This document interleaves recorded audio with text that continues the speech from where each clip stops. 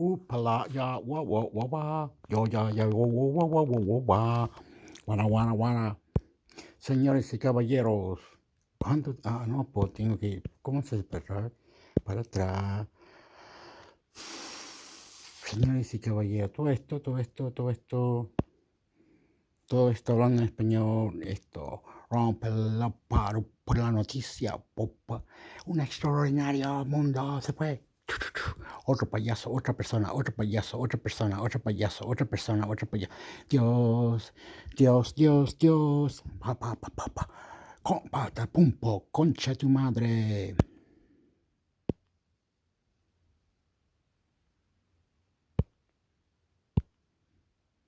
Anexo material bélico del ejército brasileño menos Wikipedia, la enciclopedia libre. El equipamiento del ejército brasileño es el siguiente: armamento editar, pistolas editar, subfusiles editar, escopetas editar, fusiles editar, nombre, tipo, origen, versión /oblicua es, notas, foto, Mosquefal M968. Fusil de cerrojo de calibre 7,62 mm, Brasil, fusil de reserva, entrenamiento y ceremonial, FN FAL, fusil de combate de calibre 7,62 mm, Bélgica, M964, M964A1 para FAL, FAB, siendo reemplazado por el Imbela 2. El Parafal es el fusil estándar de paracaidistas y aerotransportados. Imbel MD-97, fusil de asalto de calibre 5,56 mm, Brasil, fusil estándar de brigadas fronterizas ISOF, siendo reemplazado por Imbela 2, fusil M16, fusil de asalto de calibre 5,56 mm, Estados Unidos, M16A21, utilizado por SOF, Imbelia 2, fusil de asalto de calibre 7,62 y 5,56 mm según versión, Brasil, rifle estándar menos reemplazando a muchos modelos, carabina M4, carabina de calibre 5,56 mm, Estados Unidos, utilizado por SOF, Eclair y Koch G36. Fusil de asalto 5,56x 45 mm, Alemania, G36, utilizado por SOF, Eclair y Koch HK416. Fusil de asalto 5,56x 45 mm, Alemania, HK416, utilizado por SOF, Eclair y Koch HK417. Fusil de asalto 7,62x 51 mm,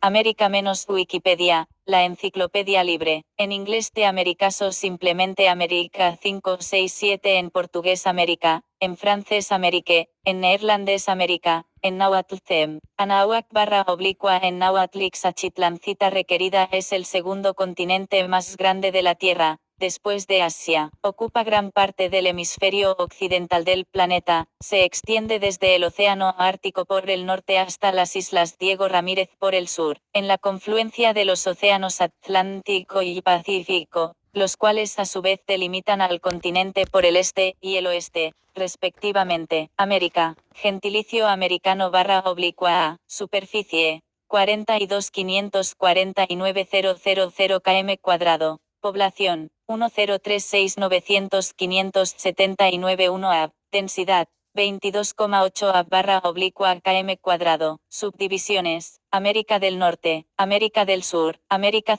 Central, América Insular, países, 35 países, Antigua y Barbuda, Argentina, Bahamas, Barbados, Belice, Bolivia, Brasil, Canadá, Chile, Colombia, Costa Rica, Cuba, Dominica, Ecuador, El Salvador, Estados Unidos, Granada, Guatemala, Guyana, Haití, Honduras, Jamaica, México, Nicaragua, Panamá, Paraguay, Perú, República Dominicana, San Cristóbal y Nieves, San Vicente y las Granadinas, Santa Lucía, Surinam, Trinidad y Tobago, Uruguay, Venezuela, dependencias, 25 dependencias, Anguila, Aruba, Bermudas, Bonaire, Curazao, Groenlandia, Guadalupe, Guayana Francesa, Islas Caimán, Clipperton, Isla Navaza, Islas Georgias del Sur y Sandwich del Sur, Islas Malvinas, Islas Turcas y Caicos, Islas Vírgenes Británicas, Islas Vírgenes de los Estados Unidos, Martinica, Montserrat,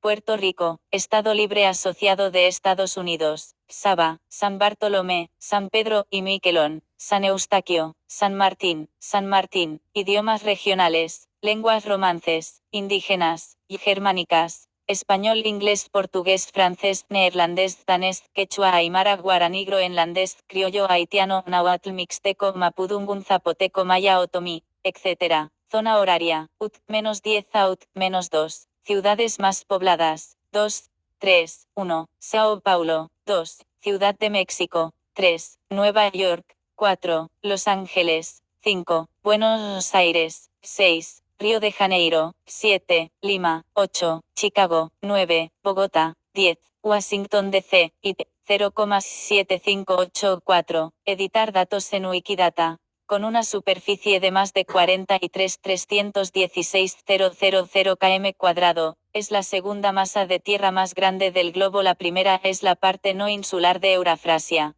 cubriendo el 8% de la superficie total del planeta y el 28.4% de la Tierra emergida, y además concentrando cerca del 12.5% de la población humana. Las mayores aglomeraciones urbanas de América son Ciudad de México, Nueva York, Sao Paulo, Los Ángeles, Río de Janeiro, Buenos Aires, Lima y Bogotá. Debido a su gran tamaño y sus características geográficas, en algunas culturas, América se divide tradicionalmente en América del Norte, América Central y América del Sur. Algunos geógrafos consideran a América Central como una subregión dentro de América del Norte. Atendiendo a sus características culturales, se distinguen América anglosajona y América Latina. América fue poblada desde el Asia Oriental y evolucionó durante miles de años sin tener contacto con otros continentes, estableciéndose diversas culturas a lo largo de todo su territorio, y generando sus propias revoluciones neolíticas. A partir de la llegada de los españoles en 1492, el continente estableció un intercambio social y ecológico significativo con Eurafrasia. Toponimia editar. Su nombre proviene del navegante y cosmógrafo florentino Américo Vespucio 1454-1512, para referirse a las costas de la actual Sudamérica, consideradas como un nuevo mundo desconocido por los antiguos. Vespucio, navegante de origen florentino que realizó algún viaje al servicio de España, fue probablemente el primer europeo en sugerir que esas tierras eran en realidad un continente nuevo, y no parte de Asia como pensaba Cristóbal Colón. Con el tiempo, este topónimo se aplicó al resto del continente 9-10-11. La primera vez que se utilizó el nombre América en Europa para designar las tierras a las que llegó Colón fue en un tratado titulado Cosmographia e Introductio, redactado por Matthias Ringman XII y otros para acompañar al Planisferio Mural Universalis Cosmographia, dibujado por el cartógrafo alemán Martin Waldseemüller en Saint-Dié de Savosges, noreste de Francia. En dicho mapa el nombre América aparecía sobre América del Sur, todavía separada de América del Norte por un estrecho paso interoceánico. El continente aparecía rodeado por el mar y perfectamente diferenciado de Asia, con banderas castellanas y leyendas que indicaban que aquellas tierras habían sido descubiertas per mandatum regis Castellé. En el texto se corregían las concepciones ptolemaicas incorporando los descubrimientos de españoles y portugueses, y titulaba al nuevo continente América en honor a Américo Vespucio, a quien tanto el tratado como el mapa atribuían el descubrimiento. Siguiendo la línea de los otros continentes con nombre femenino, se latinizó el nombre del explorador y se feminizó, resultando América 13 gracias al desarrollo de la imprenta. las denominaciones de Waldsee Muller se divulgaron rápidamente en los círculos científicos de Europa 14, 15, 16, para referirse a las islas y toda la masa continental del hemisferio occidental. El geógrafo de origen flamenco Gerardus Mercator usó la misma palabra América por primera vez en sus trabajos cartográficos con un mapa del mundo editado en el año 1538. Por otro lado, la monarquía española denominó jurídicamente a sus posesiones americanas como reinos castellanos de Indias. La corona británica las llamó Indias Occidentales. Etimología de Américo editar. En cuanto al nombre Américo, en italiano Amerigo es una variante del nombre germánico Emmerich 17 de etimología incierta. Su segundo lexemaric, poder, es común a otros nombres y no plantea dudas. El primer elemento puede ser hermen entero, en este caso sería una forma de hermen rico, el poderoso o bien amal trabajo, una variante de amalarico, poderoso en su trabajo o, incluso eim, hogar, patria, en cuyo caso es otra forma del nombre Enrique, el jefe del hogar o de la patria 18-19. Otras hipótesis editar. Se han propuesto otros orígenes para el nombre América, pero carecen de evidencia, y resultan improbables desde el punto de vista histórico o filológico. Las dos hipótesis más difundidas son que el nombre proviene de un mercader de Bristol, Richard ap Merrick, o Amerique, es decir, el hijo de Meurig, quien habría financiado el viaje de Juan Caboto a Terranova en 1497 20 21 22 o de una región llamada Amerique, originalmente Ameristic, el lugar de viento en la lengua mayense de la región, ubicada en el interior de la actual Nicaragua 23, la cual poseía grandes recursos de oro que habrían descubierto tanto Colón como Américo Vespucio, y que incluso este último habría cambiado su nombre en honor a dicha zona, ya que dicho nombre no figura en ningún registro antes del año 1524. La creencia de que Richard Amerique fue uno de los principales financiadores del viaje de Caboto se difundió desde finales del siglo XX. Sin embargo, no existe ninguna evidencia en tal sentido. Por el contrario, la investigación actual no posee un solo dato que lo relacione con el viaje o el barco de Caboto 25, 26, 27, 28. En cuanto al nombre Amerisque, parece ser posterior al mapa de Waldsee Muller, no habiendo registro del mismo hasta el siglo VI. Nombre indígena editar. Los indígenas americanos carecieron de un nombre para el continente. Modernamente se han reivindicado antiguos nombres nativos como denominaciones autóctonas, entre ellos el mencionado Ameris, que en lengua quiché 24 Aviala, usado por la etnia Cuna 29 y Cemanahuac por los aztecas 30. En otros idiomas editar, desde el siglo XVI en la literatura y la prensa de habla inglesa, comenzó a ser usado para designar a las 13 colonias británicas de América y, desde 1776, a los Estados Unidos de América. En inglés es frecuente distinguir entre América, la mencionada nación estadounidense, y Américas plural, el continente en su conjunto. Este uso incorrecto 31 se ha difundido desde el siglo VI a otras lenguas e incluso a publicaciones en español 32-33. La Asale, en su diccionario panhispánico de dudas, recomienda evitar el uso de americano como sinónimo de estadounidense 34. Historia editar.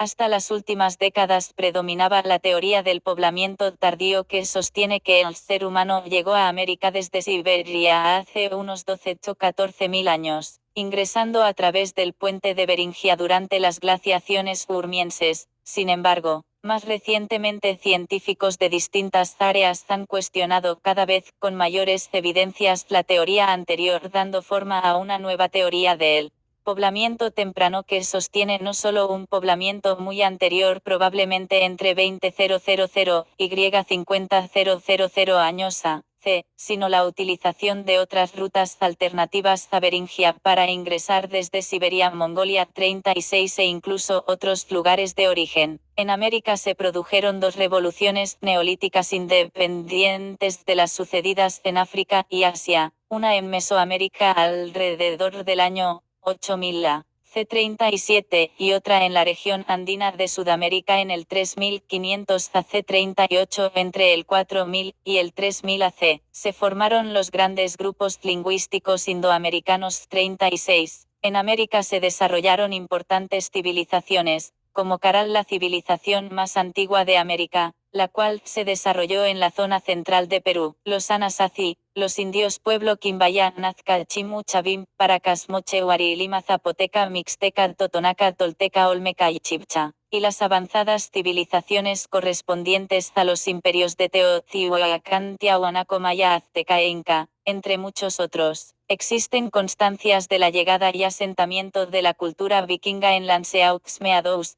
en la actual Terranova alrededor del año 1000. Fue la primera proveniente del actual territorio europeo, aunque existen teorías que sostienen presencia anterior. 39 Eric el Rojo habría establecido las primeras colonias en Groenlandia en el año 985. A partir de la llegada de Cristóbal Colón, la introducción de nuevas enfermedades como la viruela produjo una catástrofe demográfica que algunos investigadores estiman hasta en la muerte de un 93% de la población. 40 En ese marco, algunos imperios europeos conquistaron y colonizaron una parte del continente ocupada por culturas y civilizaciones ya asentadas. España derrotó a las grandes civilizaciones azteca e inca y estableció su imperio a lo largo de toda la costa del Pacífico y la cuenca del Río de la Plata, mientras Portugal colonizaría la franja costera de lo que hoy es Brasil. Francia estableció algunas colonias en la franja costera atlántica desde la actual Canadá hasta el norte de Brasil. El Reino Unido se estableció en la costa oriental de Norteamérica y en algunos sectores de la costa caribeña.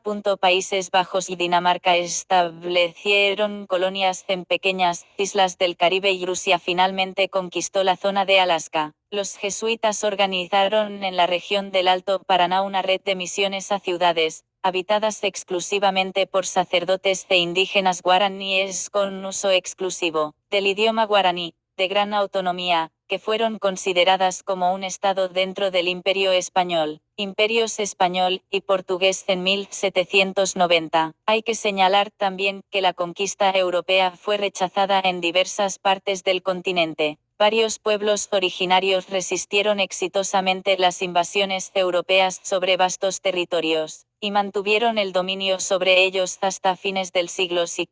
La Araucanía, la Patagonia, la llanura pampeana, el Mato Grosso, la región amazónica y las grandes praderas del oeste norteamericano, permanecieron bajo el dominio de naciones como la mapuche Eurostet Ranquelu y Chicom, amazónicos algonquinos o picomanche inuit, etc. Las enfermedades introducidas por los europeos, como la viruela, causaron la mortandad masiva de las poblaciones originarias y un colapso demográfico que según algunos investigadores superó el 90% de la población total. 41. También se instalaron en América del Sur repúblicas de pueblos de origen africano que lograron huir de la esclavitud a la que habían sido reducidos por los portugueses, como el Quilombo de los Palmares o el Quilombo de Macaco. Después de 3 siglos de dominio colonial, los pueblos americanos comenzaron a declarar su independencia reclamando su derecho para organizarse como estados nacionales, enfrentando militarmente a las potencias europeas, abriendo de ese modo el proceso mundial de descolonización.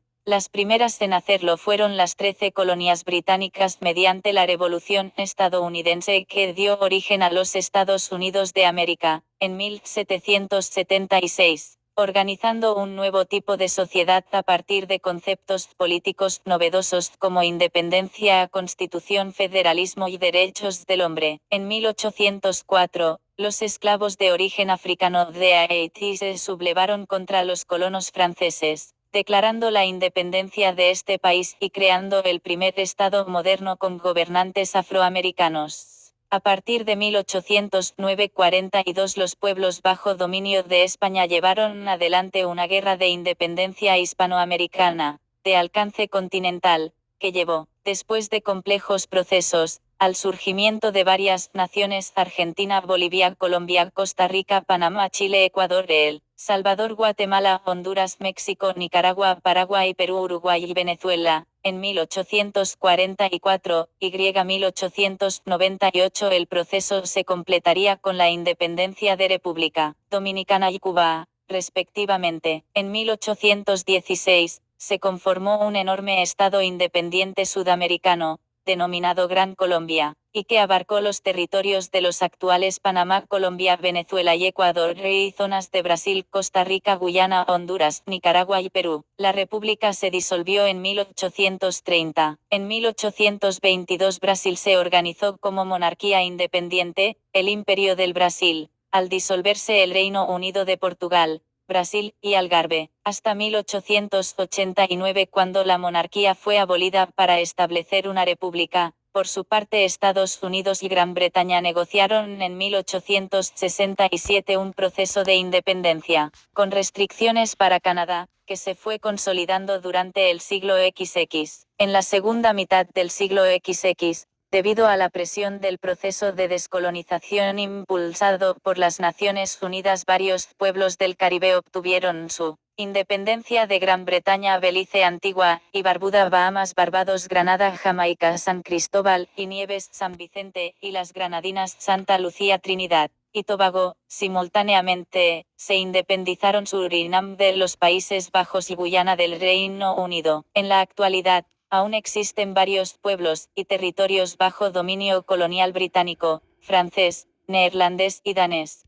Tras su emancipación, los países de América han seguido un desarrollo dispar entre sí. Durante el siglo VI, Estados Unidos se afianzó como una potencia de carácter mundial y reemplazó a Europa como poder dominante en la región. El siglo VI vio incrementarse la diferencia en el desarrollo de Norteamérica con respecto al resto del continente. Así, mientras Estados Unidos se convirtió en superpotencia mundial desde mediados de siglo, América Latina y el Caribe se conformó como la región con mayor desigualdad social del mundo, incluyendo países como Haití o Bolivia, que registran índices de desarrollo que se encuentran entre los más bajos del planeta. Entre los acontecimientos políticos más importantes de la historia contemporánea de América se encuentran la Revolución Mexicana 1910-1917, la Guerra Fría 1945-1991 que opuso frontalmente a Estados Unidos y la Unión Soviética y llevó a una sucesión de dictaduras en América Latina, y la Revolución Cubana 1959. En las décadas de 1960 y 1970 la aparición del rock and roll, como resultado de la fusión de culturas afroamericanas y su difusión mundial, y de movimientos juveniles radicales, llevaron a un profundo cambio cultural. A partir de la década de 1980 la concentración de empresas y universidades y las innovaciones tecnológicas producidas en el Silicon Valley y en California convirtió a la región en eje de la sociedad de la información. Desde fines del siglo VI, los países de América buscaron conformar un sistema de unidad panamericana, resultando en la creación de la Organización de Estados Americanos OEA en 1948. Por otra parte, desde fines del siglo XX, los países de América han intensificado esfuerzos para integrarse subregionalmente en diversas instancias como la UNASUR, el Mercosur, Mercado Común del Sur, la Comunidad Andina de Naciones CAN, el sistema de la... Lo paré un poco largo, lo puede venir a buscar, se llama América en Wikipedia. Voy a buscar otro, a ver.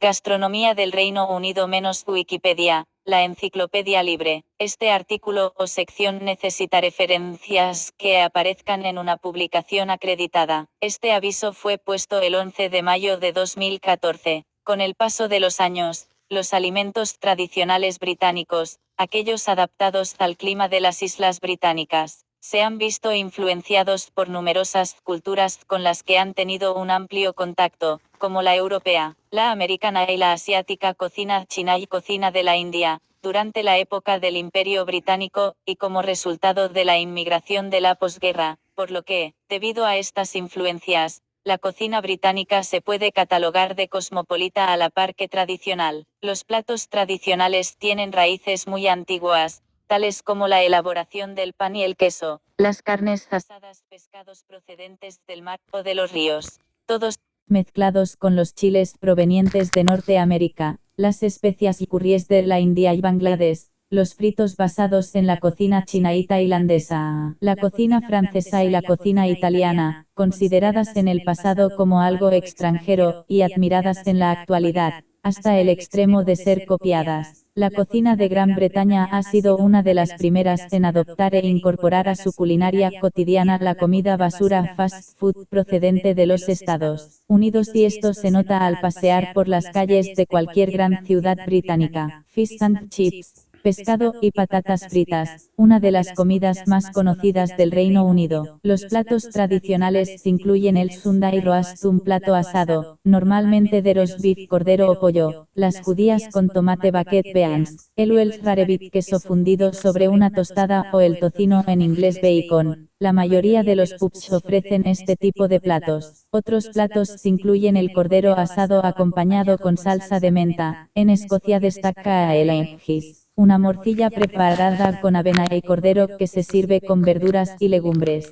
Los desayunos y brunch, palabra formada por breakfast y lunch, significando desayuno fuerte tardío o bien almuerzo temprano, normalmente en días festivos, incluyen platos como el porridge, gachas de avena, el kedgeree, pescado ahumado, arroz hervido, huevos revueltos, o el desayuno inglés. Ingredientes editar.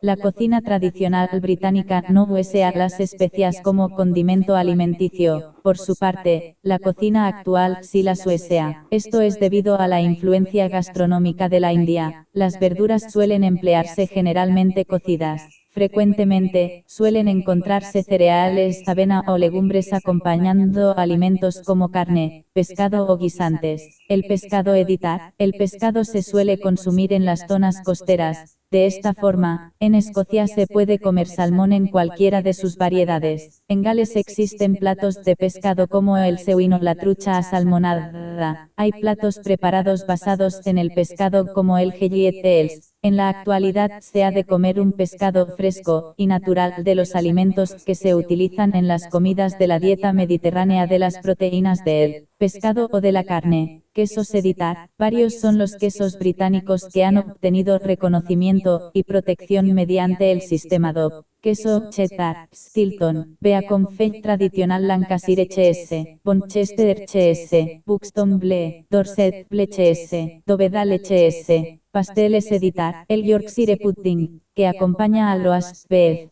es considerado como plato nacional. Las empanadas de carne y verdura incluyen el shepherd's pie, que es un pastel de carne picada, cebolla, verduras y recubierto de puré de patatas, y el steak kidney pie, un pastel de diferentes tipos de carne de vaca y riñones. Postres editar. Existen abundantes ejemplos de postres dentro de la cocina inglesa, tales como la tarta de manzana, los muffins de plátano con canela, el summer pudding, bayas con nata, o la custard, natillas. Los pasties de Cornualles y crumbles también pertenecen a la repostería británica. Bebida editar. Frecuentemente se bebe cerveza de tipo ale, denominación inglesa para las cervezas de fermentación alta, o sidra. En los pubs se suele tomar té y es muy popular el Earl Grey. Snakebite, mordedura de serpiente, es un cóctel popular entre los estudiantes que consiste en una mezcla en porciones iguales de sidra y cerveza. La sandy, limonada y cerveza, es también una bebida refrescante consumida principalmente en los meses más calurosos del año. Pims es un licor nacional. Comida rápida editar. En el terreno de la comida rápida, la gastronomía de Inglaterra ha podido hacer famosos los fish and chips, que es un filete de pescado frito, comúnmente bacalao o abadejo, servido con patatas fritas de corte grueso en un cucurucho de papel. Suele venderse en puestos callejeros, y es muy frecuente en grandes ciudades como Londres. El típico fish and chip servido en los pubs es también acompañado de mustipeas y salsa tártara. Otras variedades de comida rápida en Inglaterra son los pasteles rellenos de carne y verduras, como los steak and kidney. Otra preparación típica en algunas zonas es el parmo. Véase también editar, gastronomía de Inglaterra, gastronomía de Escocia, gastronomía de Gales, gastronomía de Gibraltar, historia de la cerveza.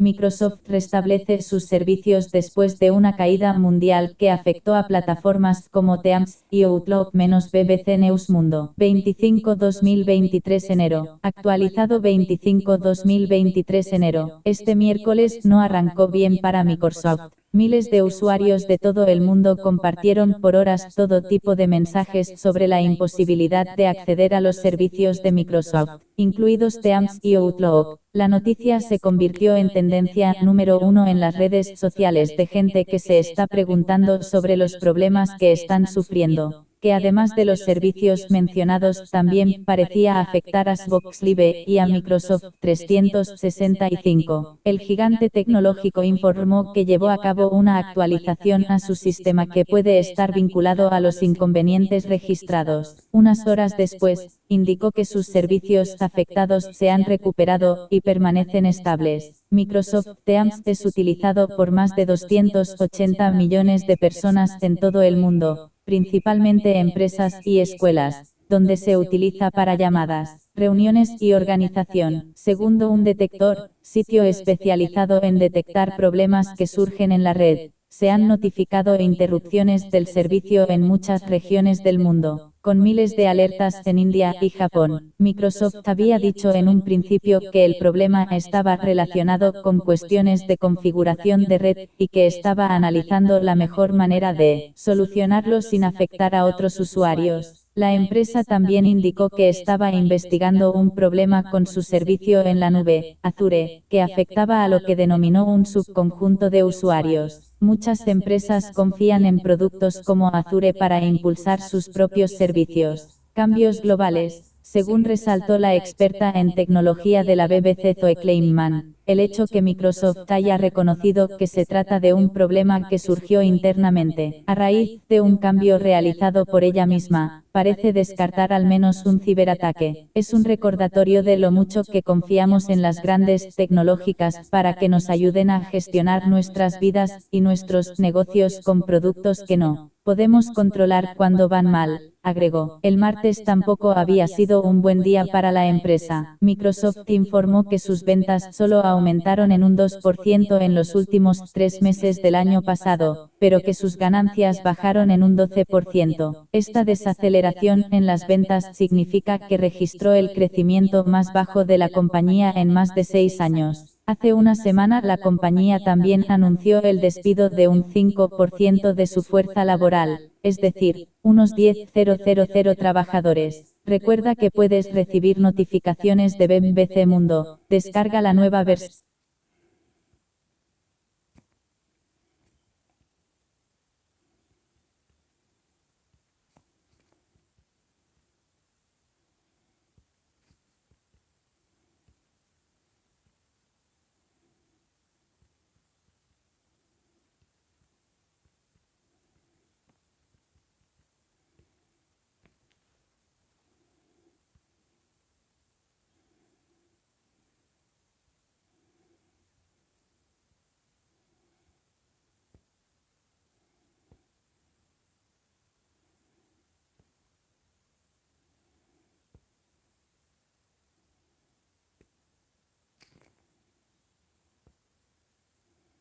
Microsoft presenta nuevos estudios y tecnología para reestablecer la desconexión entre los líderes y los empleados y permitir que las compañías crezcan en medio de la incertidumbre económica. News Center Latinoamérica. Microsoft expande la plataforma Microsoft Viva para conectar a los empleados con la cultura corporativa, los objetivos empresariales y sus colegas. Redmond, UAS, el jueves, Microsoft Corp publicó un informe pulso del índice de tendencias laborales titulado El trabajo híbrido es tan solo trabajo. Lo estamos haciendo mal.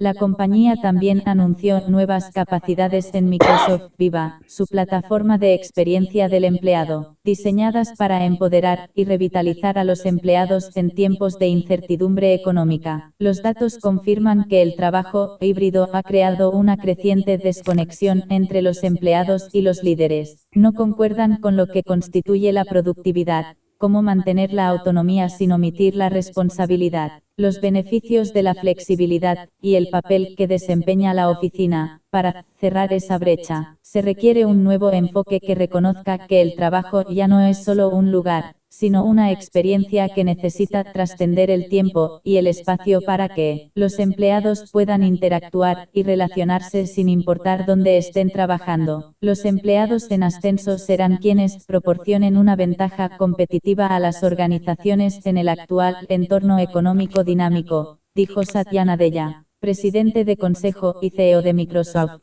Hoy anunciamos innovaciones nuevas en toda nuestra plataforma de experiencia del empleado Microsoft Viva para ayudar a los líderes a acabar con la paranoia de la productividad, reconstruir su capital humano y recontratar y revitalizar a sus empleados. Para ayudar a los líderes a navegar las nuevas realidades del trabajo, el informe del pulso del índice de tendencias.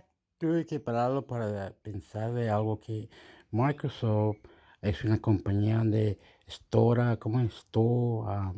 donde cuida nuestros detalles, donde cuida como los detalles, que nadie robe los terceros, cuestiones de detalle, como nuestro nombre, apellido, dirección y todo es secreto, que nos lo vende nuestros detalles, nos vende nuestras cosas. Mi español se va, pero Microsoft se va así, tecnología. Así, es bueno, el amor, el YouTube. Esto es sexy. Urgentes, que todo líder debe aplicar. Poner fin a la paranoia de la productividad. El 87% de los empleados afirman que son productivos en el trabajo, pero el 85% de los líderes aseguran que el cambio al trabajo híbrido ha dificultado confiar en que sus empleados son productivos. Los líderes necesitan brindar claridad y alineación, eliminar las tareas de poco valor que no apoyan esos objetivos y escuchar a su gente. El 57% de las compañías rara vez, si acaso, recopilan retroalimentación de los empleados. Aceptar que las personas acuden a la oficina para ver a sus colegas. El 73% de los empleados afirman que necesitan una razón para acudir a la oficina además de solo las expectativas de la compañía, pero que se sentirían motivados a acudir para encontrarse con sus compañeros de trabajo. 84% o reconstruir los lazos con su equipo. 85%.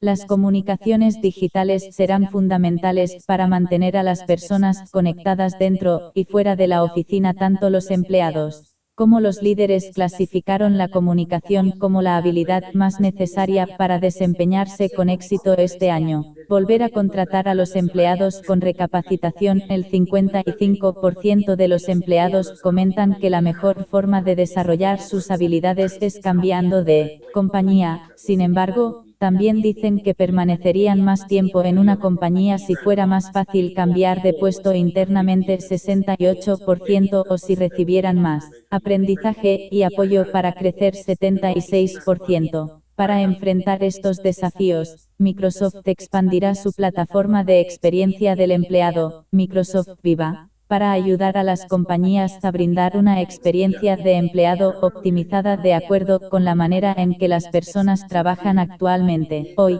Microsoft anunció algunas de las capacidades nuevas y mejoradas que pronto se integrarán en Viva. Viva Pulse es una nueva aplicación que permitirá a los directores y líderes del equipo obtener retroalimentación constante y confidencial sobre la experiencia de su equipo. Viva Pulse utiliza plantillas inteligentes y preguntas respaldadas con investigaciones para ayudar a los directores a identificar lo que está funcionando y lo que requiere atención, además de sugerir cursos y acciones para cumplir las necesidades de los equipos. Viva Amplify es una nueva aplicación que permite a los líderes y a los equipos de comunicaciones de empleados elevar sus mensajes y llegar a los empleados con consistencia e impacto. La aplicación centraliza las campañas de comunicación, ofrece una guía de redacción para mejorar la resonancia de los mensajes.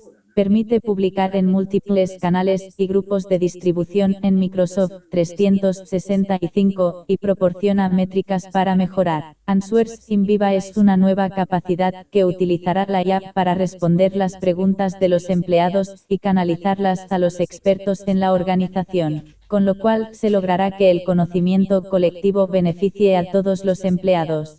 People in Viva es una nueva capacidad que utilizará la IA para crear tarjetas de perfil con información sobre los intereses del empleado, el conocimiento y los objetivos del equipo para ayudar a los colegas a descubrir fácilmente conexiones, expertos y perspectivas en toda la organización. Esas perspectivas estarán disponibles a través de las tarjetas de perfil de Microsoft 365 y como una aplicación nueva. Microsoft recientemente lanzó Viva Engage, que fomenta el desarrollo de una comunidad digital a través de conversaciones y herramientas de autoexpresión con historias y narrativas. Leadership Corner se integrará próximamente en Viva Engage como un espacio para invitar a los empleados a interactuar directamente con el liderazgo, compartir ideas y perspectivas, participar en iniciativas de la organización y mucho más. Viva Goals ayuda a las organizaciones a alinear el trabajo de los empleados con los resultados empresariales. Las nuevas integraciones en Viva Goals integrarán los objetivos en el flujo del trabajo, incluyendo una integración más completa en Microsoft Teams para revisar los objetivos y resultados clave org, una extensión en Azure DevOps para concluir las tareas laborales, una conexión a los conjuntos de datos de Power BI para dar seguimiento a los indicadores clave de rendimiento y los resultados clave, e integraciones en Microsoft Planner y Microsoft Project para actualizaciones automáticas de gestión de proyectos. Las integraciones mejoradas entre Viva Learning y LinkedIn Learning simplificarán aún más a las personas acceder al contenido de LinkedIn Learning Hub. Directamente desde el flujo de trabajo en Teams, los estudiantes verán su contenido de LinkedIn Learning Hub sincronizado, incluyendo su contenido personalizado, así como rutas de aprendizaje seleccionadas y los cursos que ya realizaron. Todo reflejado dentro de Viva. Por su parte, los administradores podrán configurar la integración directamente desde sus ajustes en LinkedIn Learning Hub, sin la necesidad de una API. Viva Sales, la primera aplicación de experiencia basada en roles en la plataforma, estará disponible el 3 de octubre. Viva Sales unifica el CRM del vendedor con Microsoft 365 y Teams para brindar una experiencia de venta optimizada e impulsada por IA directamente en las herramientas que utilizan todos los días para conectarse con los clientes y cerrar ventas. Microsoft anunció también una alianza con Seismic para personalizar y escalar las interacciones del cliente a través de recomendaciones de contenido generadas por IA, con el fin de optimizar la experiencia de Viva y ayudar a los empleados a empezar bien el día. La nueva experiencia de Viva Connections para el hogar reúne todas las aplicaciones de Microsoft Viva en un solo lugar, mientras que las actualizaciones al correo electrónico e informativo de Viva brindarán recomendaciones más personalizadas para ayudar a los empleados a ponerse al corriente de su trabajo, reuniones y cursos. Las nuevas capacidades en Viva comenzarán a distribuirse a los clientes a principios del 2023. Para más información, visite el blog oficial de Microsoft, blog de Microsoft 365, y el nuevo informe Pulso del Índice de Tendencias Laborales, número, acerca de Microsoft. Microsoft Nasdaq MSFC. En Microsoft impulsa la transformación digital en la era de la nube inteligente y el entorno inteligente. Su misión es permitir lograr más a cada persona y a cada organización del planeta. Para más información, solo prensa. Relaciones mediáticas de Microsoft. Web Communications, 425-638-7777, Rapid Response en worldwide.com. Aviso a los editores para más información, noticias y opiniones de Microsoft. Visite el centro de noticias de Microsoft en //news.microsoft.com. Los enlaces, web. Los números telefónicos y los títulos fueron los correctos al momento de publicarse, pero pueden haber cambiado desde entonces. Los periodistas y los analistas pueden contactar al equipo de respuesta rápida de Microsoft o a cualquier otro contacto listado en news.microsoft.com/Microsoft Public Relations Contacts. 1. El informe Pulso del índice de tendencias laborales está basado en un estudio externo de 20.000 personas en 11 países, así como en un análisis de billones de señales de productividad de Microsoft 365, de las tendencias laborales de LinkedIn y de las percepciones de Glint People. Cience. Times. Índice de tendencias laborales Microsoft Viva Trabajo Híbrido.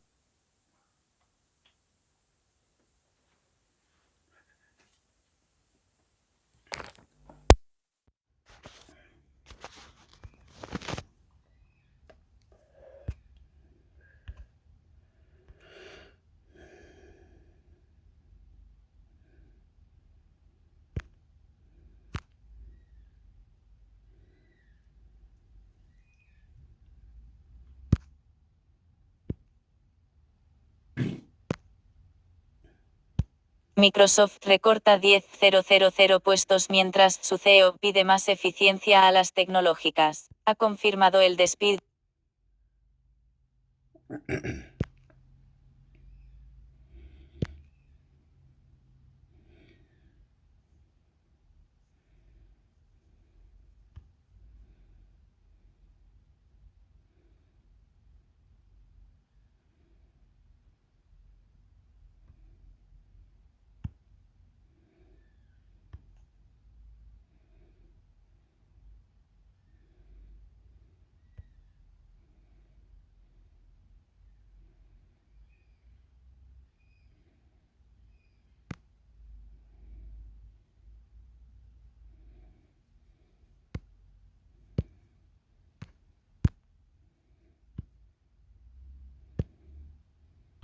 La UE y EU acuerdan usar inteligencia artificial para mejorar distintos sectores económicos. Unión Europea. No lo puedo creer que Europea haga eso, como eso, en gobierno intertransportado de todas las cosas, ente y gobierno, huevón, por la weá, como esto. ¿Qué opina? ¿Qué opina? ¿Qué opina? Responda. Ya la puta. Estados Unidos han llegado a un acuerdo para acelerar y potenciar el uso de la inteligencia artificial para mejorar y hacer avanzar distintos sectores. Entre ellos, según Reuters, están la agricultura, la sanidad, la respuesta ante emergencias, la previsión del tiempo y el clima, y la red eléctrica. Además, el modelado de inteligencia artificial, que se refiere a los algoritmos de Machine Learning que utilizan los datos para la toma de decisiones lógicas. Pueden utilizarse para mejorar la velocidad y eficiencia de las operaciones y servicios del gobierno. Se trata del primer acuerdo de gran alcance sobre inteligencia artificial entre ambas regiones. Hasta ahora, los acuerdos que se habían firmado entre ambos se limitaban a su uso para mejorar áreas concretas y determinadas, como la privacidad. Por ahora, el acuerdo solo lo firman Estados Unidos y la Comisión Europea, pero según fuentes estadounidenses, se invitará a otros países a que se unan a él en los próximos meses. Según un alto funcionario estadounidense, uno de los puntos destacados de este acuerdo es desarrollar modelos conjuntos dejando los datos donde están. Los datos de Estados Unidos se quedan en su territorio, mientras que los de la Unión Europea se quedan en el suyo. Pero podemos desarrollar un modelo que hable con los datos europeos y los estadounidenses, porque cuantos más datos haya, y más diversos sea, mejor será el modelo. La iniciativa dará a los gobiernos mayor acceso a modelos de inteligencia artificial más detallados y ricos en datos. Esto llevará a una mayor eficiencia, por ejemplo, en sectores como los de gestión de la red eléctrica y de respuesta ante emergencias, entre otras ventajas. En concreto, en lo relacionado con la aplicación de la inteligencia artificial a la mejora de la red eléctrica. Estados Unidos recopila datos sobre cómo se utiliza la electricidad, dónde se genera y cómo se equilibra la carga de la red para que los cambios de tiempo no hagan que caiga. No es el único país que los tiene. Muchos países de Europa recogen datos parecidos de sus propias redes. Pues bien, bajo este nuevo acuerdo, todos estos datos se analizarán mediante un modelo de inteligencia artificial común. Se hará con el fin de conseguir mejores resultados para los encargados de gestionar las emergencias en la red, así como para que sus operadores y otras entidades relacionadas con las redes de energía puedan utilizar la inteligencia artificial para mejorar los sistemas.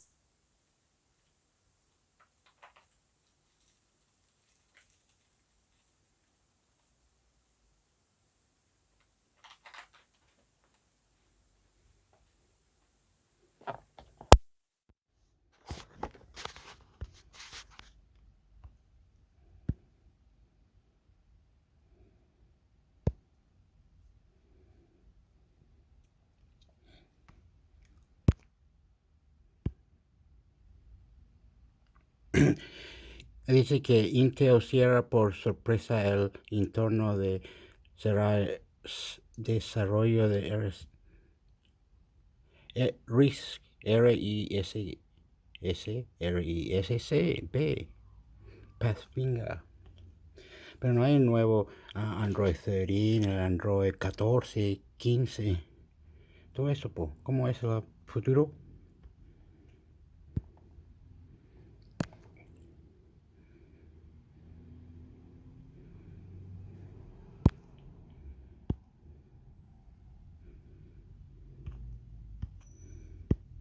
¿Cómo esto? Muy Computer Pro, información tecnológica para profesionales TI. Más novedades. Noticias hace 3 horas. Los robotaxis de San Francisco están sembrando el caos. No hay duda de que la tecnología y el mundo del motor se convirtieron en un dúo que estaba condenado a compartir cama, pero el despliegue. Noticias hace 4 horas. La UE y EU acuerdan usar inteligencia artificial para mejorar distintos sectores económicos. La Unión Europea y Estados Unidos han llegado a un acuerdo para acelerar y potenciar el uso de la inteligencia artificial para mejorar y hacer avanzar. Noticias hace 7 horas. La IA crea 1.500 empleos y repercutirá en un incremento del PIB de 16.500 millones de euros. Que inteligencia artificial fuese la escogida como la palabra del año 2022 por la Fundación del Español lo urgente no es fruto de la casualidad. La evolución. Noticias hace 8 horas. Intel cierra por sorpresa el entorno de desarrollo Intel RISC-V Pathfinder. Apenas 6 meses después de su lanzamiento, Intel ha puesto punto y final a su programa RISC-V Pathfinder, una iniciativa que consistía en un entorno de noticias hace 9 horas. Así deberá ser el almacenamiento de datos en 2023. El almacenamiento de datos continuará siendo en este 2023 un asunto de gran relevancia para empresarios y consumidores. La salvaguarda de los datos personales se antoja. Noticias hace 9 horas. El uso del 5G se cuatriplicó en España entre enero y septiembre de 2022. Entre los meses de enero y septiembre del año pasado, el consumo de 5G se multiplicó por 4 en España, según Europa Press. No obstante, según Noticias hace 10 horas, el bloqueo de proveedores de TI, una trampa de la que es posible escapar. El uso de Internet y de diferentes herramientas tecnológicas aplicadas a nuestro día a día nos convierte en presos de quienes se encargan de proporcionárnoslas. Una. Noticias hace 1 día. Intel confirma que Emerald Rapids llegará en la segunda mitad de este año. El gigante del chip ha reafirmado las claves más importantes de su hoja de ruta, y ha mantenido su compromiso con cumplir las fechas inicialmente previstas. Noticias hace 2 días. IBM y Rapidus quieren empezar a fabricar semiconductores A2nm en 2025. La competencia en el mundo de los semiconductores es feroz. TSMC es líder indiscutible si hablamos de fabricación de chips, ya que los diseños corren a noticias hace 3 días. La FTC demandó a Microsoft para impedir que Europa acepte la compra de Activision Blizzard. Que Microsoft no tiene ningún miedo a la FTC es un hecho. La compañía estadounidense no se va a echar atrás, y piensa seguir adelante.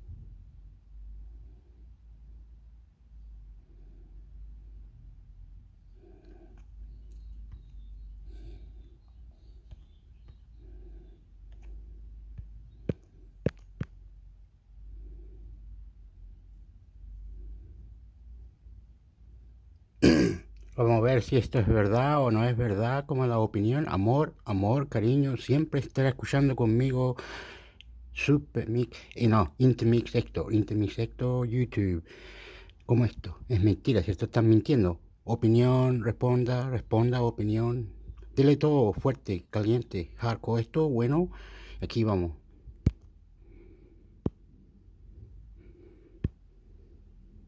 El bono de EU ofrece solo 1,2 puntos más de rentabilidad que el alemán antes de la Fed y el BCE. Hace apenas 3 meses, los inversores exigían un plus de casi 2 puntos más de rentabilidad por comprar un bono estadounidense a 10 años T-Note frente a la que pedían a la deuda homóloga alemana Bund. Esta diferencia ocurría mientras los tipos de interés oficiales en EU se situaban en la horquilla del 3,75-4% y en la eurozona, en el 1,50%, es decir, a 2,25 puntos porcentuales de distancia. La brecha en la deuda de ambos países se ha reducido, sobre todo en los últimos días, ahora es de 1,2 puntos porcentuales, la menor vista en los últimos 27 meses, adelantando que el precio del dinero se acercará en ambas regiones. Los bancos centrales de EU y la eurozona comenzaron a elevar los tipos de interés el año pasado ante una inflación desbocada y continuarán incrementándolos en los próximos meses, pero el mercado de renta fija ya descuenta que lo harán a diferentes velocidades a partir de esta semana.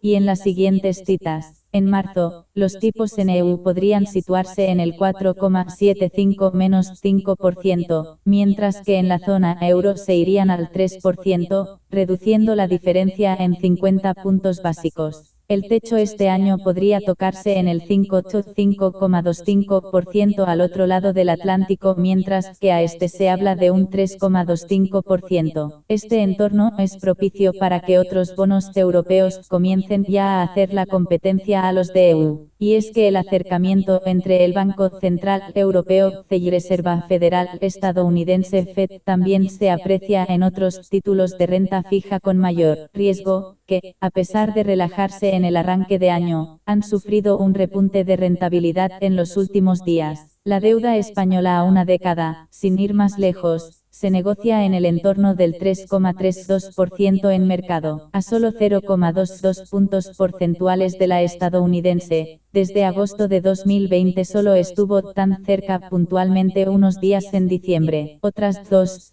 Citas clave. La Fed pisará el freno este miércoles, anunciando un aumento de los tipos de 25 puntos básicos en lugar de los 50 de la reunión anterior. El mercado descuenta esta menor velocidad, y lo contrario sería toda una sorpresa. Sin embargo, el Banco Central no querrá que los mercados malinterpreten este ritmo más moderado de endurecimiento como una señal de que se avecina un giro en la política monetaria. De hecho, la Reserva Federal insistirá en que queda mucho por hacer para que la inflación vuelva a situarse en el objetivo, y que, para ello, la política monetaria deberá seguir siendo restrictiva durante un periodo de tiempo prolongado, opina James Khan, economista.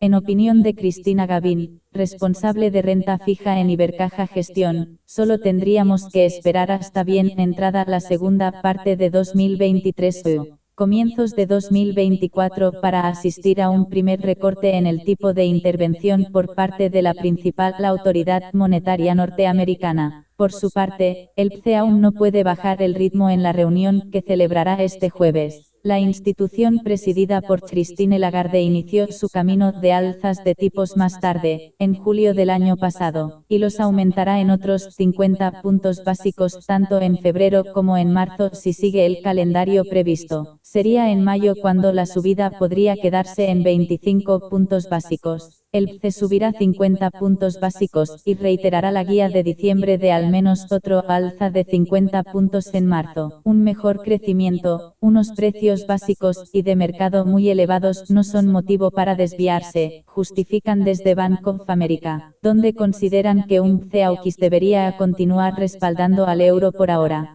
Pero esperamos más volatilidad en los próximos meses si la inflación global demuestra ser rígida en su descenso. El euro es, de hecho, el otro punto importante para el inversor europeo. La moneda común se ha apreciado un 10% en los últimos 3 meses, y cubrirse del riesgo divisa puede suponer un coste que reste el poco atractivo que ofrece y además el bono estadounidense.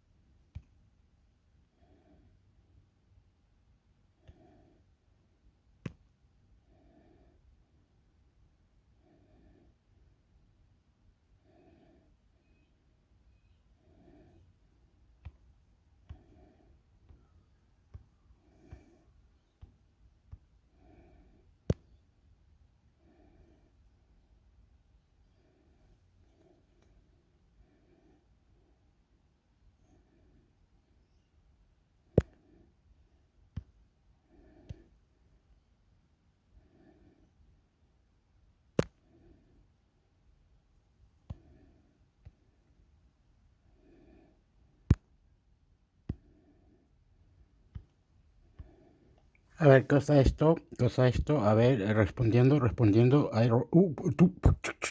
todo junto, pregunta, respuesta, anti-government o algo que sea feo o bonito, como adulto, familia, cultivar el país.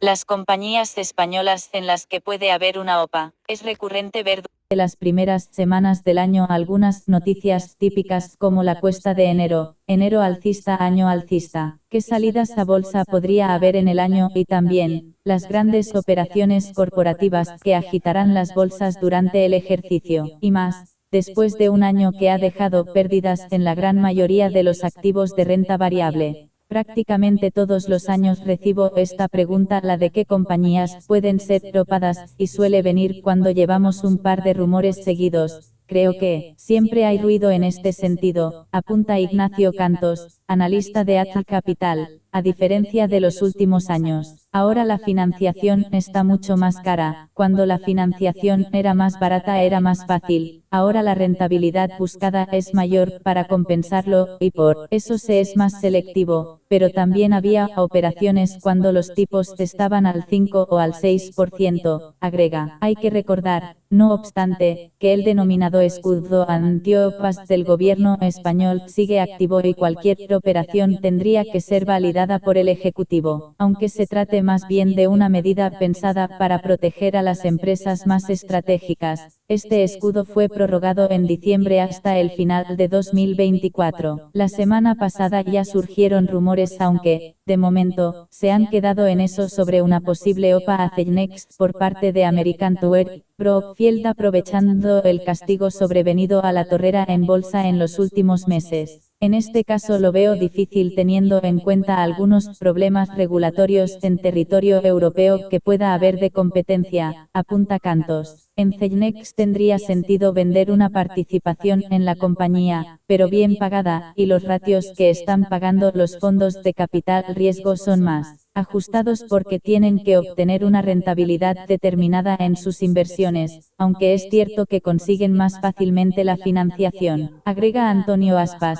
gestor de Buyold. La torrera recibe una de las mejores recomendaciones de la bolsa española. En este contexto, Celnex no es la única tortuguita que podría ser presa de las aves antes de llegar a la orilla, que supondría que el mercado ajustase su valor a su valoración y que por tanto se deteriorase su atractivo para los potenciales compradores. Hay otras compañías que por sus bajos múltiplos o por la naturaleza de su accionariado podrían protagonizar alguna de las eventuales operaciones corporativas de este 2023.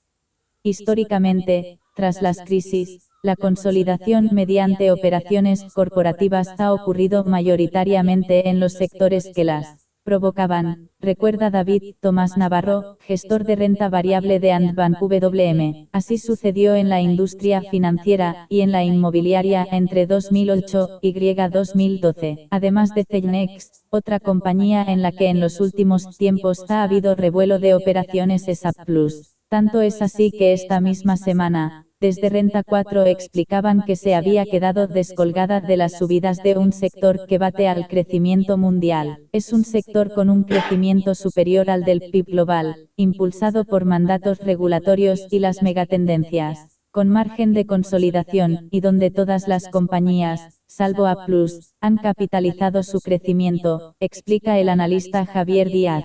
Por eso consideramos que Applus podría ser objetivo de una OPA que rondaría la horquilla entre los 8 y los 10 euros por acción, agrega Díaz. El comprador pensamos que podría ser el capital privado por la liquidez para hacer frente a la operación en este entorno de subidas de tipos. El tiempo necesario para una correcta gestión para maximizar retornos y desinversiones y el cross-selling con otras compañías de la cartera. Concluyen desde la entidad. El consenso de analistas aconseja tomar posiciones en este valor. Un atractivo adicional para estas operaciones se da cuando el valor ha caído mucho en bolsa y se abre esa oportunidad. En los últimos 12 meses, una de las compañías más castigadas de la bolsa española es Fluidra, donde es cierto que se da la circunstancia de que todavía tiene al capital riesgo en su accionariado. Rone Capital ya anunció que iría saliendo del capital, pero las recientes caídas en bolsa están dilatando la idoneidad del momento. No creo que las familias fundadoras de Fluidra estén ahora por la labor de vender, matiza Aspas. Recientemente ha recuperado la recomendación de compra. Otras acciones que en el último año natural han sufrido fuertes pérdidas han sido Línea Directa y Robi, aunque en estos casos sus accionistas de referencia, que son Cartival Jaime Botín y Bankinter en el caso de la primera, y la familia López Belmonte en la segunda, no han mostrado interés en salir de las mismas aunque hubiera acercamientos de otras firmas o fondos. Aquí, mientras que Robi sí recibe una recomendación de compra, Línea Directa, pese al castigo, recibe un consejo de venta según el consenso de expertos recogido por FactSet. de las firmas que podrían estar en las dianas de los grandes inversores gestampes, la que está cotizando a un multiplicador de beneficios inferior, lo cual es algo que suele ser estudiado por los compradores. De cara a este año, super veces que el beneficio se recoge en el precio de la acción es de 7,1 veces. En este caso, el capital está controlado por los Riveras, que a través Ok, tiene que venir a buscarlo aquí. Se lo voy a dejarme luego, como sea, nuevo.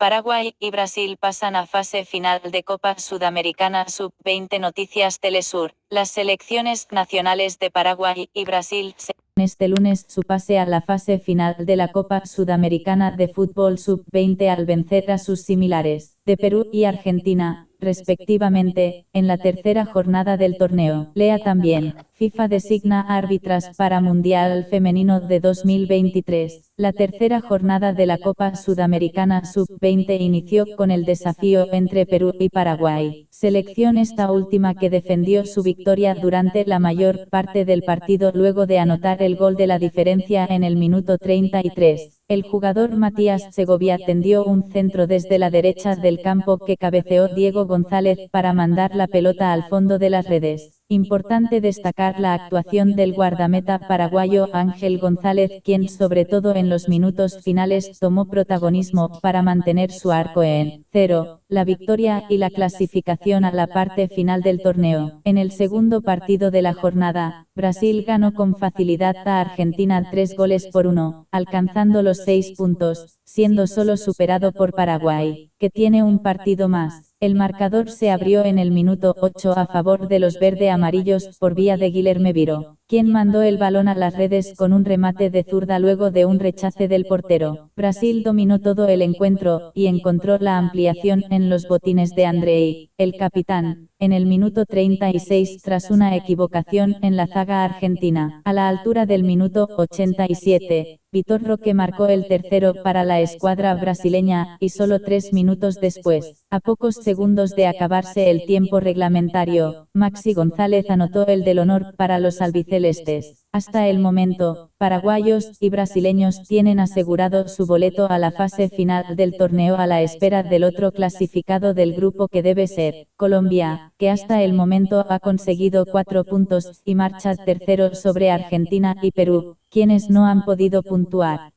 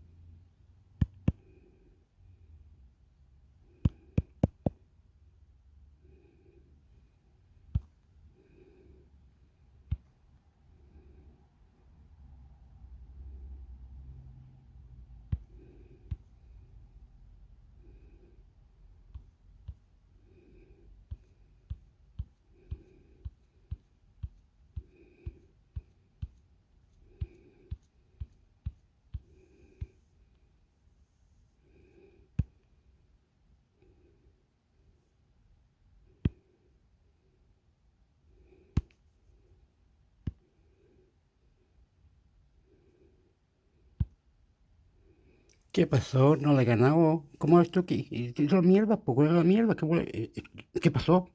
Excuse me, perdón.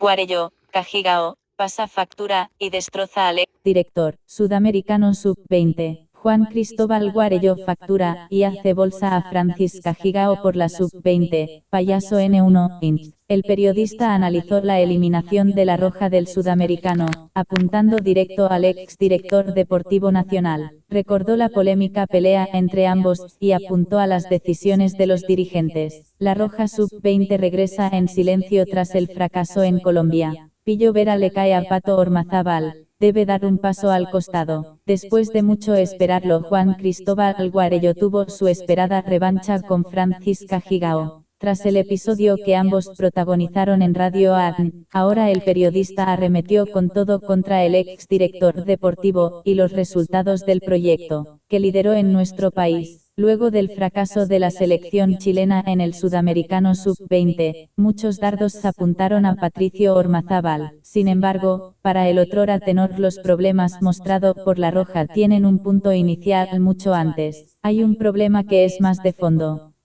¿Quién pone a Ormazábal y por qué?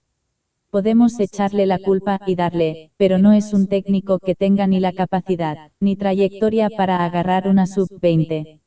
Llega a la selección porque Cajigao lo pone ahí por intermedio de Cristiano Galde, que lo puso a él. Vio un perfecto títere para manejarlo. En amistosos escuchamos la voz de Cajigao dando instrucciones. Lanzó en la última edición de Deportes en Agricultura. Entrenamiento de la Roja Sub-20 28 de diciembre. Fue ahí donde Juan Cristóbal Guarello sacó a la mesa el proyecto con el que Francis Cajigao aseguraba revolucionar el fútbol chileno. En la adulta se mandaron cóndoros, pero en la Sub-20, el plan de scouting nunca antes visto en Chile. Se andaba paseando con la carpeta El Chanta por todo Chile después de 1 año y medio rascándose las gónadas. Y resultó que la Sub-20 jugó como tenía que jugar no más, con decisiones muy curiosas. El periodista no se detuvo y siguió con su crítica, incluso apuntando a colegas. Aquí se nos vendió una pescada larga, que me costó la salida de una radio con un tipo carísimo, que quintuplica el sueldo de cualquier DT de inferiores. Su cadena de errores fue tan grande que no se pudo sostener, pero vi programas donde fue recibido con aplausos y le daban pases gol. Se instaló que ahora sí, que el plan de scouting y terminan poniendo a los mismos jugadores, con un entrenador sin capacidad, y pasa lo mismo. Para eso dejamos al Flaco Leiva. Francis Cajigao terminó su proceso en Chile quedando eliminado del Mundial de Qatar 2022. Además, el proyecto con el que prometía revolucionar las inferiores sufrió un tremendo revés tras el Sudamericano Sub-20.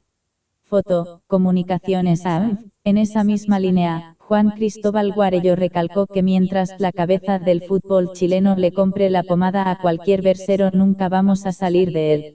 El problema es creerle a los predicadores, creer que las enfermedades las vas a curar bailándole a la luna. Lo peor de todo es que se vendió la pomada de que el fútbol chileno a partir de un plan cambiaría rotundamente, que era una revolución que nunca antes se había hecho, y hubo pelotudos que se la tragaron, la compraron, y al payaso número 1 lo aplaudieron en televisión.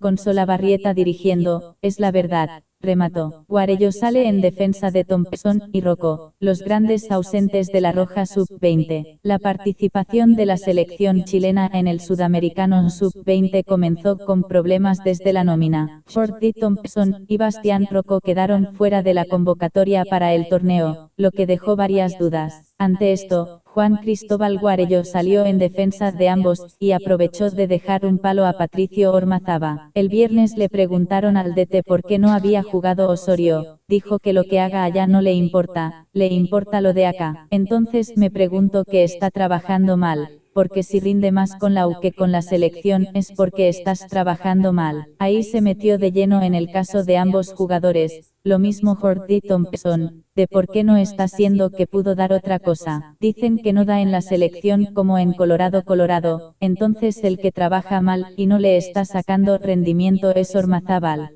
Juan Cristóbal Guarello recalcó que el problema con ellos es por otras razones. Él y Rocco tienen el mismo representante. A los dos los sacan el mismo día de la selección, y Rocco está en conflicto con su club, porque que le quieren meter un representante con influencia en la selección. Para finalizar, enfatizó que el joven defensor quedó a la deriva, y sin apoyo de su equipo. A Huachipato ni le importó, alegaron los hinchas, porque Huachipato utilizó a la selección para presionar a Rocco. Aquí se arma la figura. Eso demuestra una arista más.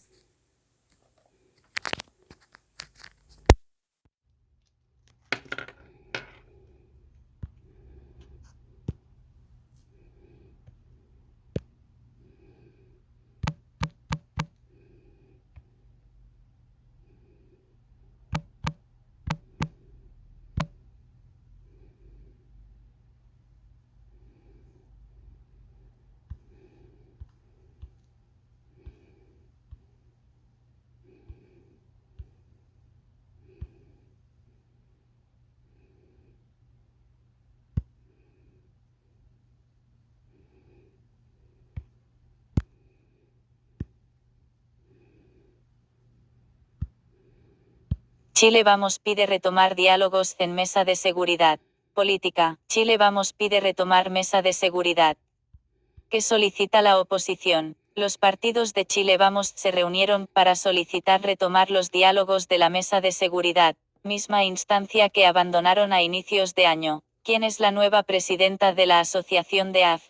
¿Cuándo se verá mejor el cometa verde en Chile? Luego que fracasara la acusación constitucional contra la ex ministra de Justicia, Marcela Ríos, los partidos de Chile Vamos le pidieron al gobierno retomar la mesa de seguridad, que la propia oposición abandonó luego de informarse los 13 indultos presidenciales. Fueron los propios presidentes de la colectividad quienes pidieron retomar los diálogos y llamaron a no entregar señales ambiguas en materia de seguridad.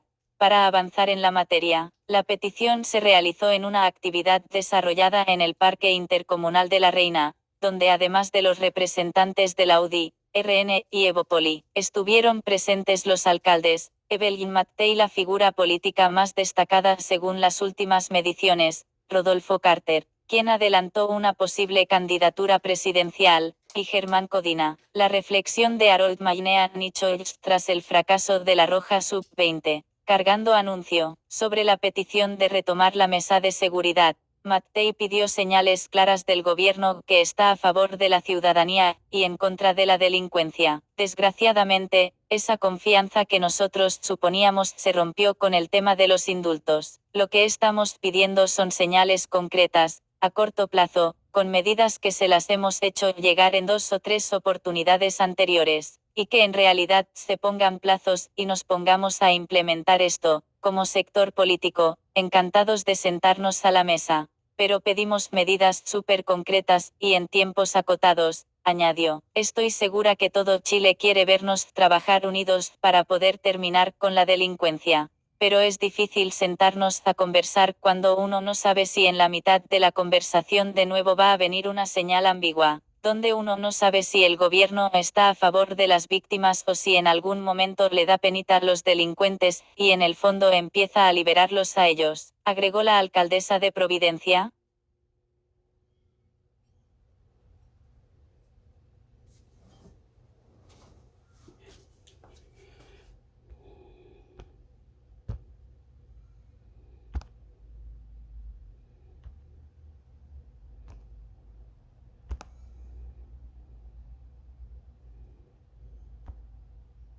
Michelle Bachelet aceptó propuesta de liderar una lista de unidad política. Michelle Bachelet vuelve.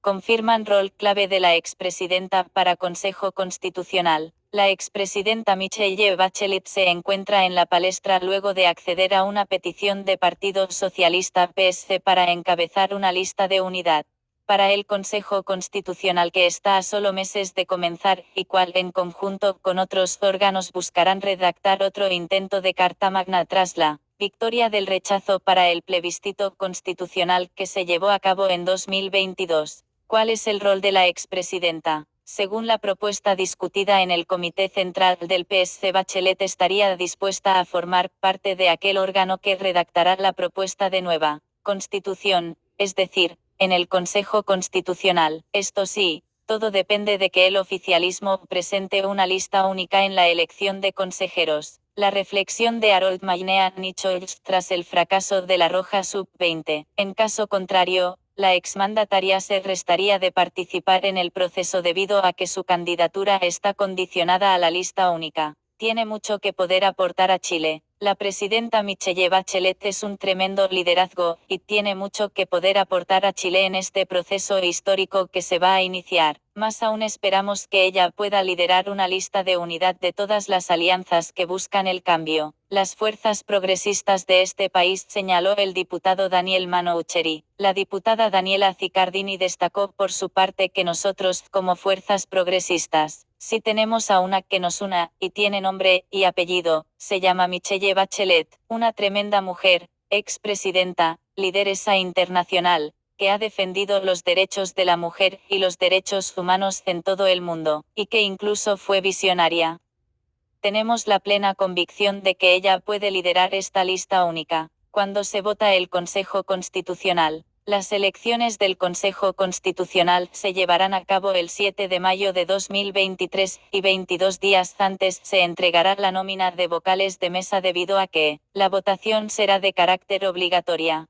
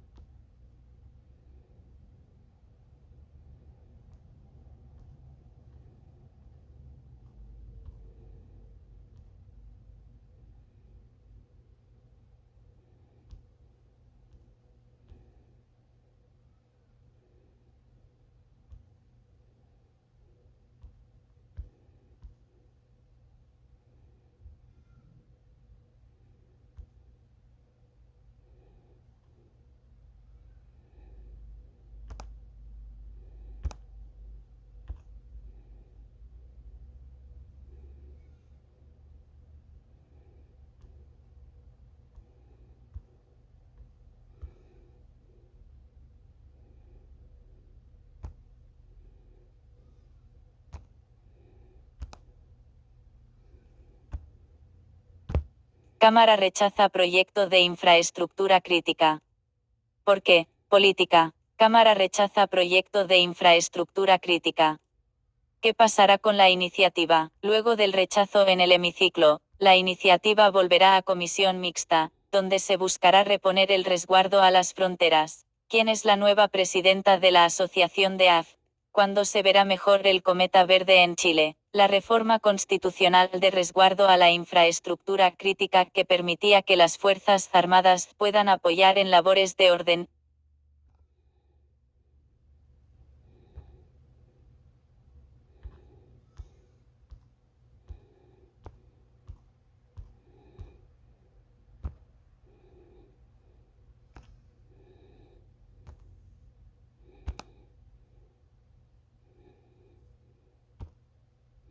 Fuerzas Armadas podrán resguardar la frontera e infraestructura crítica. Política. Aprueban proyecto que permite a las FA resguardar infraestructura crítica y fronteras. Luego que se eliminara la facultad del resguardo de las fronteras, la comisión mixta reintegró dicha potestad, y fue aprobada por el Senado y la Cámara. ¿Quién es la nueva presidenta de la Asociación de AF?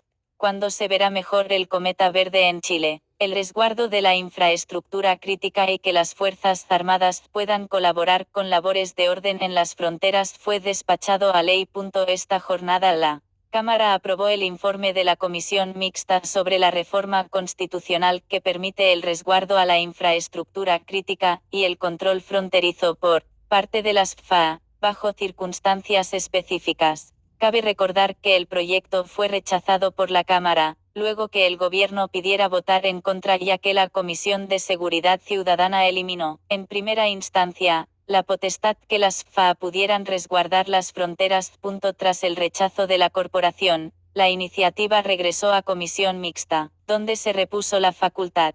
El Senado aprobó el texto emanado del Senado, y esta jornada la Cámara lo ratificó por 110 votos a favor, 6 en contra, y 6 abstenciones, quedando en condiciones de ser promulgado. La reflexión de Harold Maynea Nichols tras el fracaso de la Roja Sub-20, cargando anuncio. Así, desde febrero próximo, se conformarán 2 mesas técnicas que analizarán los lineamientos de las reglas del uso de la fuerza. La propuesta que se emane de la mesa se enviará a tramitar en la primera semana de abril con carácter de suma urgencia. Por otra parte, se desarrollará una propuesta sobre las capacidades de las policías y las FA para el resguardo de las fronteras. El trabajo culminará durante la segunda quincena de mayo. Resguardo de la infraestructura crítica. Con esta ley, el presidente de la República tendrá la potestad de solicitar que las Fuerzas Armadas protejan la infraestructura crítica del país cuando exista peligro grave o inminente. Para ello, debe presentar un decreto supremo fundado, el que deberá estar suscritos por los ministros del Interior y de Defensa, comenzará a regir desde su publicación en el Diario Oficial. Se entiende como infraestructura crítica aquella indispensable para la generación, transmisión, transporte, producción, almacenamiento y distribución de los servicios e insumos básicos para la población. La infraestructura a resguardar es referida a salud o abastecimiento de la población, actividad económica esencial, medio ambiente, seguridad del país, resguardo de las fronteras. Un oficial general de las Fuerzas Armadas tendrá el mando de estas, y de las orden y seguridad pública dispuestas para este efecto. Los jefes designados para el mando de las fuerzas tendrán la responsabilidad del resguardo del orden público en las áreas determinadas. La atribución no implicará la suspensión, restricción o limitación de los derechos y garantías constitucionales. Tampoco las referidas en tratados internacionales sobre derechos humanos ratificados por Chile y que se encuentren vigentes.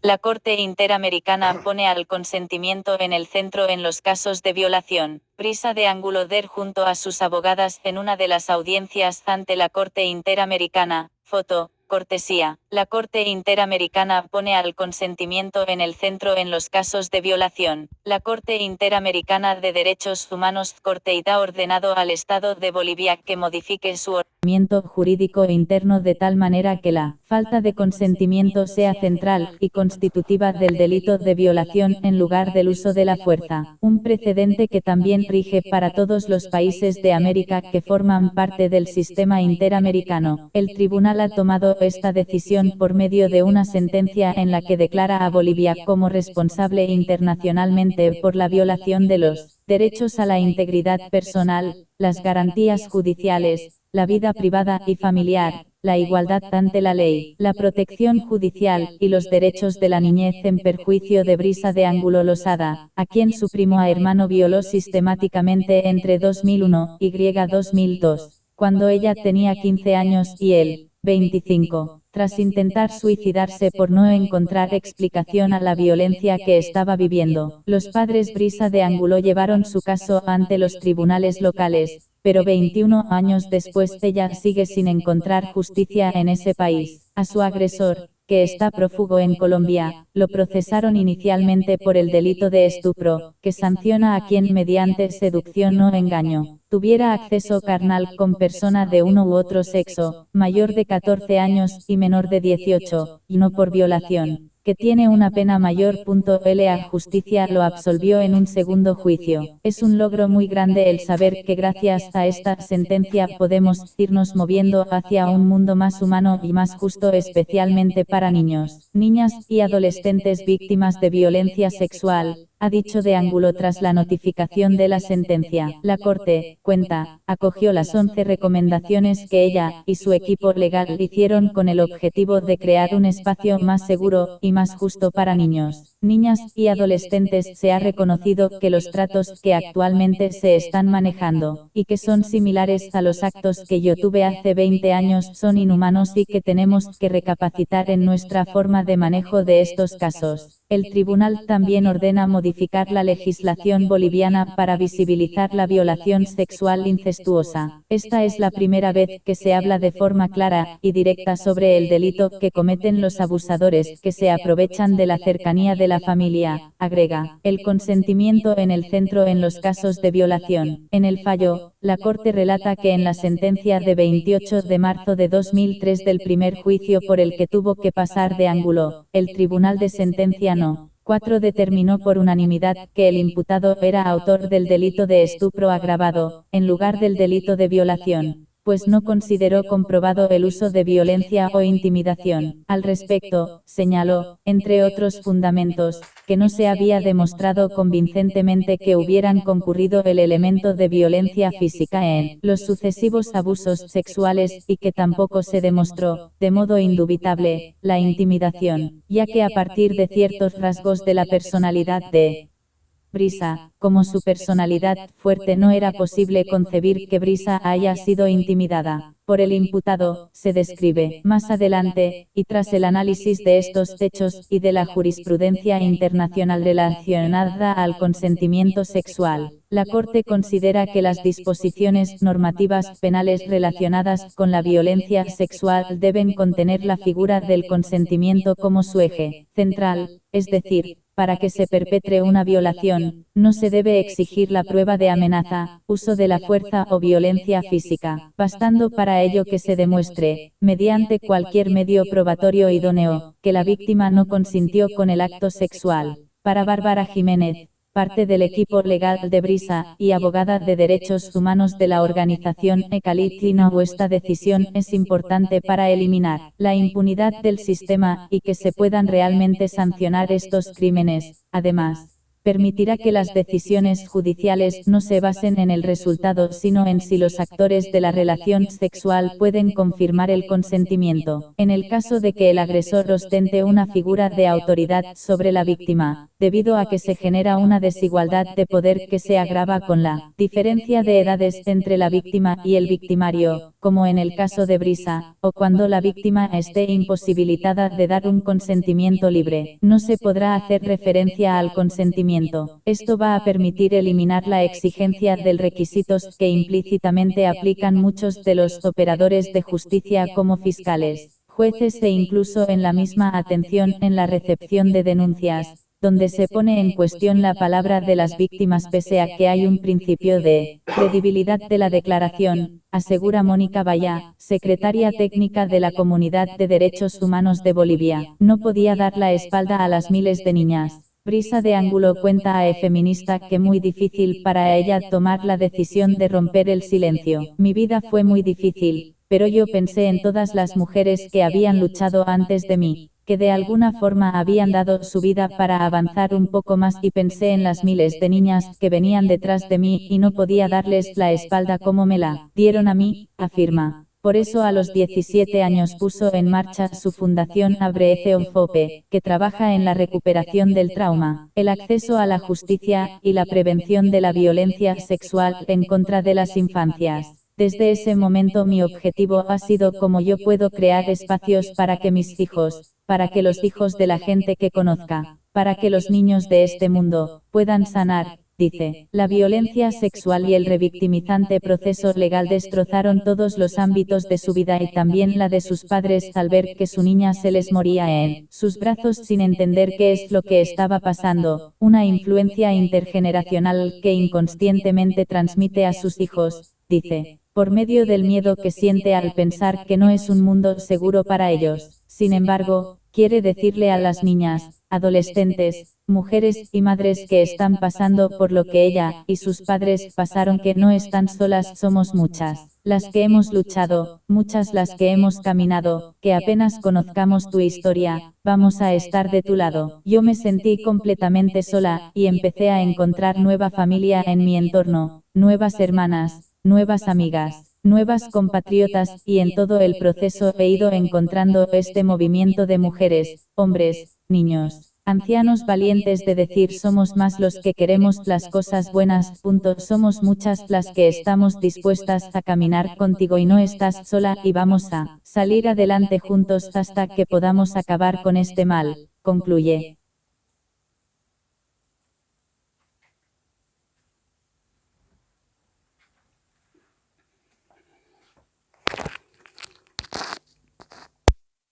Parece que a Irma lo voy a dejar. Voy a estar aquí, ok, amor, amor, amor, todo YouTube. Soy Intimix Héctor, suscríbanse, todo bueno, familia, cocinando comida, respuesta, pregunta, Australia, chileno.